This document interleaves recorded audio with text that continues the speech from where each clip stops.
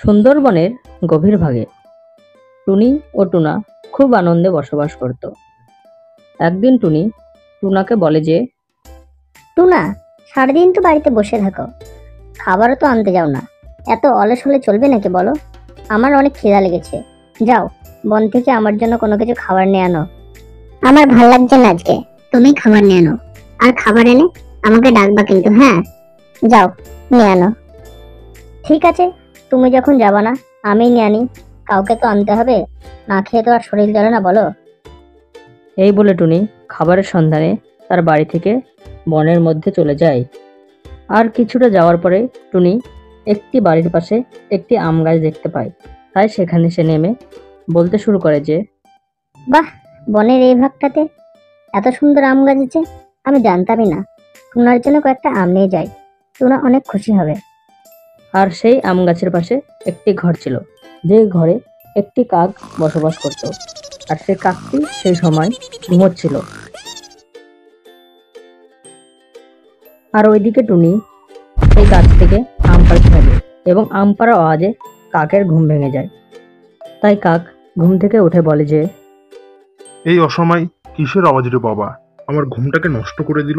যাই, বাইরে গিয়ে দেখে আসি, যদি কেউ আম গাছে আম পাড়ে, তার আজকে একদিন কি আমার একদিন। এই বলে কাক বাইরে গিয়ে দেখে একটি টুনি পাখি তার গাছের আম পেড়েছে। তাই কাক বলে, কে তুমি? আমার গাছের আম পেড়েছো কেন? দাঁড়াও, দেখাচ্ছি তোমাকে মজা। কাকের আওয়াজ শুনে টুনি ভয়ে সেখান থেকে পালিয়ে যায়। তখন কাক বলে, এই টুনি পাখিকে দেখতে তো দারুণ সুন্দর, এর সাথে আমাকে বন্ধুত্ব করতে হবে। যাই, এর সাথে বন্ধুত্ব করি গা। এই বলে টুনির পেছন পেছন কাক চলে যায়। তারপর টুনি তার বাড়িতে এসে টুনাকে বলে যে, টুনা, আজ অনেক বড় বাঁচা বাঁচলাম। একটা বদমাশ কাক আমাকে তাড়া করেছিল, আজ আমি খাবার আনতে পারলাম না। তুমি কোনো কিছু মনে করো না কিন্তু। ঠিক আছে, কোনো ব্যাপার না। তুমি বাড়িতে আরাম করো, আমি যাই, গিয়ে খাবার নিয়ে আনি বন থেকে। ঠিক আছে? এই বলে টুনা বনে চলে যায় খাবারের খোঁজে। আর এইদিকে কাক টুনিদের জানলা দিয়ে ওকে মেরে সমস্ত কিছু দেখে আর বলে যে, টুনা তো বনে চলে গেল খাবারের খোঁজে, এখন বাড়িতে শুধু টুনি একাই আছে। যাই, টুনিকে গিয়ে বলি আমার সাথে বন্ধুত্ব করার কথা। এই বলে কাক টুনির ঘরের মধ্যে চলে যায় আর বলে, টুনি, তুমি দেখতে অনেক সুন্দর, তুমি আমার সাথে বন্ধুত্ব করো। এই গরিব টুনার সাথে থেকে নিজের জীবনটাকে নষ্ট করো না, চলো আমার সাথে। টুনা গরিব হোক বা বড় লোক হোক, তাতে আমার কোনো যায় আসে না, বা তোমারও যায় আসা দরকার নেই। আমি যেভাবে চলছি সেভাবে থাকবো। ছোট লোক মানসিকতা নিয়ে তুমি আমার কাছে এসো না কাল। কি, তুমি আমার সাথে যাবে না আর আমাকে ছোট লোক বললে? দাঁড়াও, দেখাচ্ছি মজা। এই বলে কাক টুনিকে একটি খাঁচায় বন্দি করে তার সাথে নিয়ে চলে যায় তার বাড়িতে। আর এদিকে টুনা একটু পরে খাবার নিয়ে চলে আসে তার বাড়িতে টুনিকে দেবে বলে। আর বাড়িতে এসে টুনা দেখে যে টুনি ঘরে নেই। তখন টুনা অনেক চিন্তায় পড়ে যায়। তাই সে টুনিকে খোঁজার জন্য এদিক ওদিক ছুটে বেড়ায়। আর কিছুক্ষণ খোঁজার পরে টুনা যখন টুনিকে খুঁজে পায় না, তখন টুনা বলে, টুনিকে তো খুঁজেই পাচ্ছি না, যাই ঈগল মহারাজের কাছে, গিয়ে সাহায্য চাই।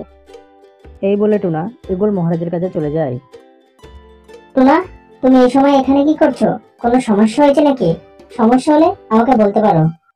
হ্যাঁ মহারাজ, আমি বনে খাবার আনতে গিয়েছিলাম, তখন কে যেন আমার বাড়িতে এসে টুনিকে কিডন্যাপ করে নিয়েছে। আপনি আমাকে সাহায্য করুন। তোমার কি কারোর ওপর কোনো রকম সন্দেহ হচ্ছে? তুমি তাহলে বলতে পারো, আমরা সেই অনুযায়ী একটা ব্যবস্থা নেব। হ্যাঁ, আজ সকালে একটি কাক টুনিকে তাড়া করেছিল, সেই মনে হয় টুনিকে অপহরণ করেছে। আমার তার উপরেই সন্দেহ হচ্ছে। তারপরে টুনার কথা মতো ঈগল মহারাজ ও টুনা সেই কাকের বাড়িতে চলে যায়। আর সেখানে গিয়ে দেখে যে টুনিকে সেই কাক খাঁচায় বন্দি করে রেখেছে। তাই ঈগল মহারাজ বলে, আজ তোর একটা ব্যবস্থা নিতেই হবে। সৈন্যগণ, যাও, এই কাককে ধরে কারাগারে বন্দি করো। তারপর ঈগল মহারাজের কথা মতো কাককে তারা কারাগারে বন্দি করে দেয়।